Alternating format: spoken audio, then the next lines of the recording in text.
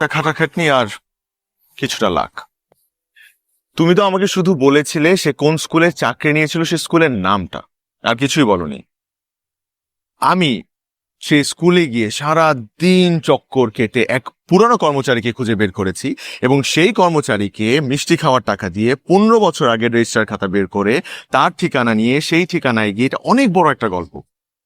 যদি চাও একটা বড় একটা ওয়েব সিরিজ করা যাবে এটার উপরে। যদি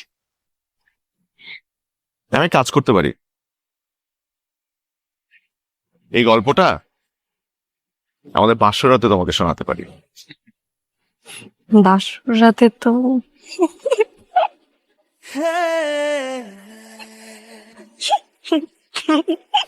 এখন শুধু লজ্জা পেলে চলবে না। এই যে ম্যাডাম, আমার 7 নম্বর চুড়ি কোথায়?